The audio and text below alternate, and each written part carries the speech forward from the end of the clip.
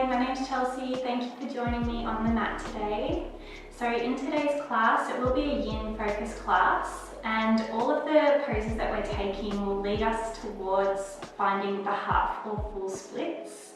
So that can be a little bit of fun. We also need to make sure that we're performing each of the poses safely, which is why we're using so many props.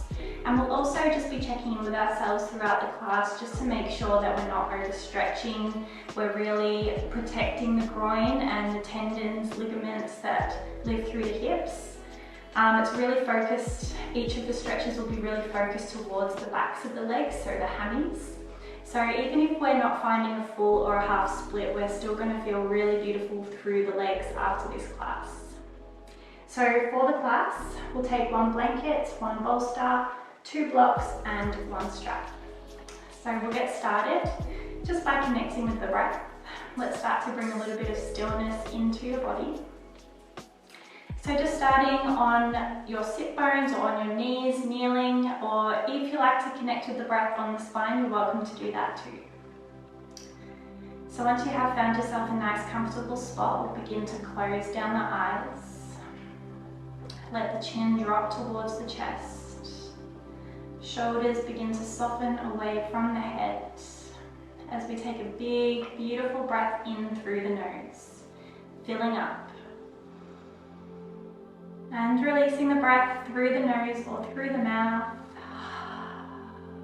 Whatever feels best for you this morning or today. So another big breath in. And a big breath out. Let's go one more time.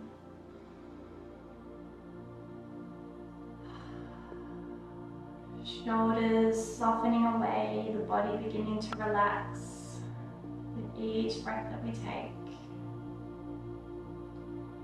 Starting to connect to the nice natural flow of your breath.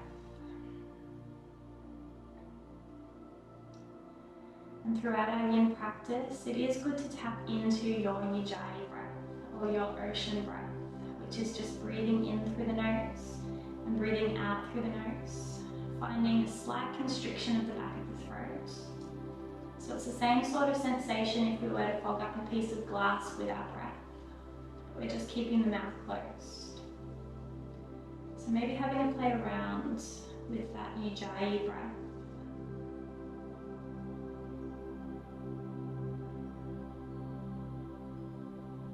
And it is a great breath to use in Yin Yoga because we can begin to focus our breath into particular parts of the body.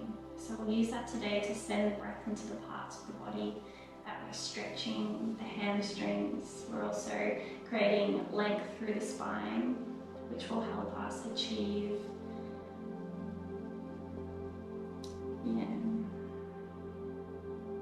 the hips. So let's take 3 more deep breaths.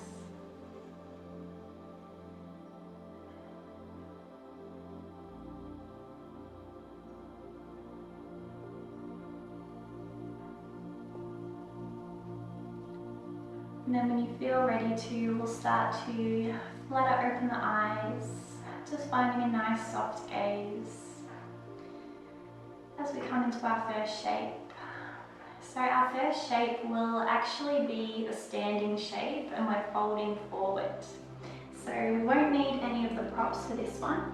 Let's pop all of those aside for now. And we'll start to come up onto the feet. Just towards the top of your mats, where we'll take the feet out wide. So as wide as you like, we want them a little bit wider than hip width. So I take my feet to the outer edges of the mat. Start to find a bend in the knees and we're folding forward. So we're reaching the fingertips down towards the floor, taking as much of a bend as you like through the legs. We're starting in a ragdoll pose. So reaching for opposite elbows and we'll just start to sway side to side, really letting the head and the neck drop forward. Already starting to feel the hamstrings wake up and start to lengthen. And the longer that we hold here, maybe we're able to bend through one knee, straighten through the other leg. Or you might even start to find you can straighten through both legs a little. Maybe bending into both knees and then straightening out through the legs. So we won't be holding this pose for the full time of the hold time in our Yin class. We'll just do about a minute here. It is a long time to have your head hanging down if we were to hold for the full 3 minutes. Feeling the upper body start to feel nice and weightless. 3 more breaths.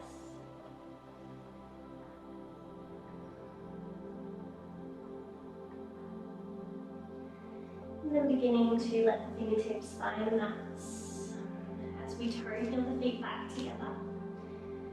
Just bringing them to a back hip width. So we can inhale and find a half lift.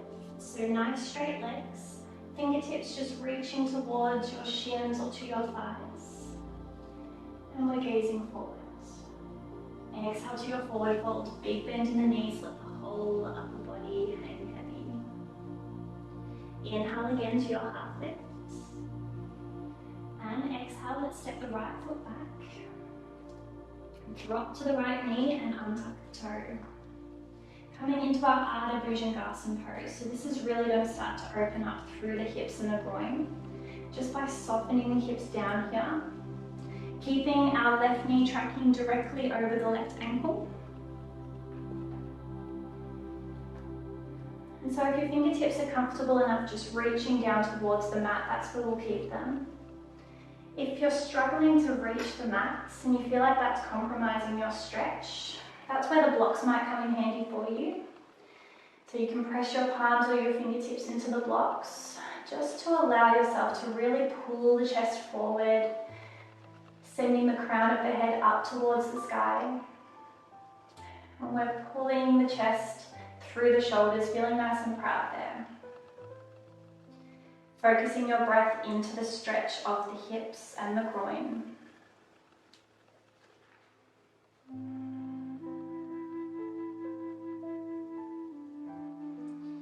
Taking those big soothing breaths. If the stretch ever starts to feel too much, we can gently back off the hips. And then if you'd like to return to the stretch, we're softening again. So this is a strong stretch to come into to wake up the hip flexors, the quads. And it's creating some muscle memory here for us when we enter into our half or full splits. So let's mark our halfway point with a nice big breath in. Maybe it might be nice to sigh out this breath. Feel the body melt a little more with that long breath out.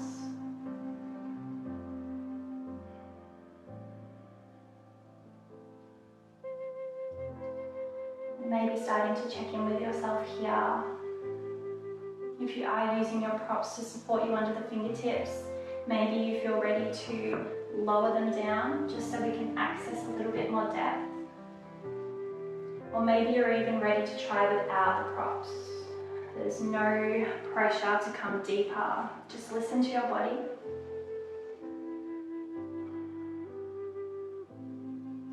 We'll take 3 more deep breaths.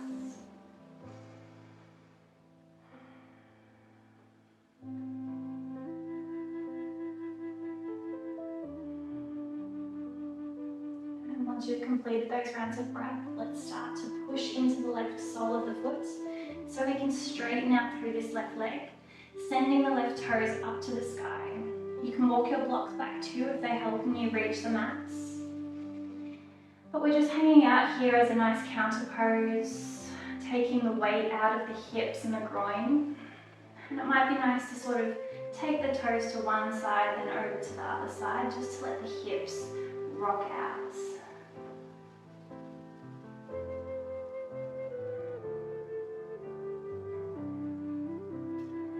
From here, we'll square off the hips. Let's ground down through the left foot.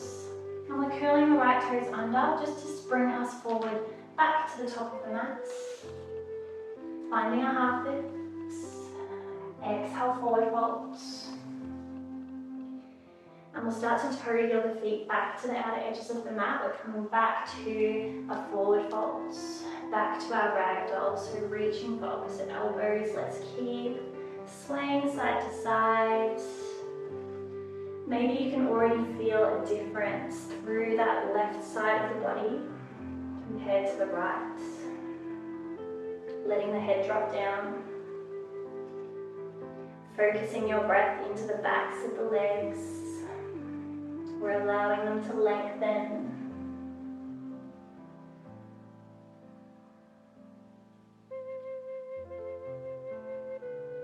Let's take 3 more breaths here.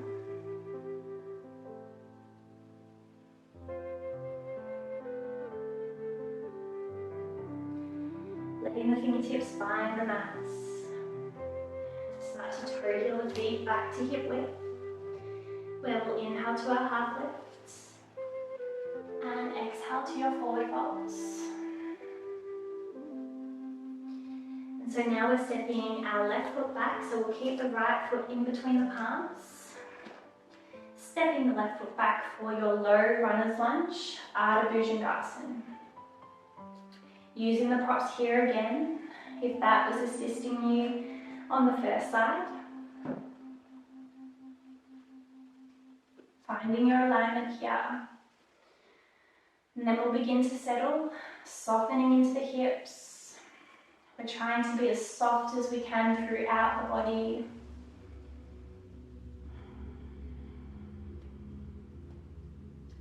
Let's try not to become distracted by the sensations of the stretch.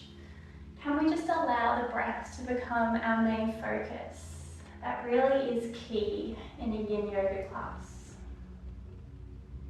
I know it's easier said than done, especially when stretching out tight places like the hips. Another good strategy is to count your inhale and your exhale. So breathing in and maybe counting up to 4. Breathing out, so let's try to lengthen out the exhale. So we're counting the breath out to about 5 or 6. Breathing in, 2, 3, 4. Breathing out, 5, 4, 3, 2, 1. Marking your halfway point with a nice big breath in. Releasing that breath. Let's release anything that this pose is bringing up for you with that breath out.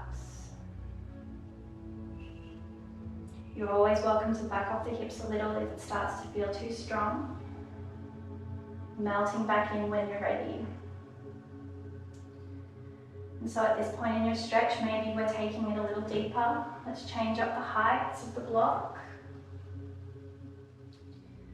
And it's quite normal if one side is feeling a bit more challenging than the other. For me, it is this side. So I might not come away from the blocks. I might keep those blocks under the palms for the duration of this side. Let's take 3 more deep breaths. And then we can move out of the shape.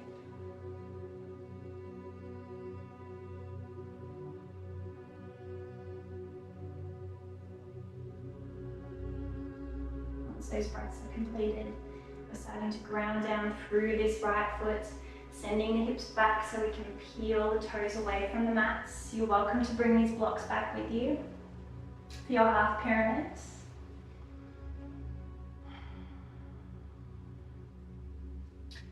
Just enjoying that sensation of the weight now being off the hips, focusing back to stretching out the hamstring here. Maybe let the toes drift side to side, let the hips sway.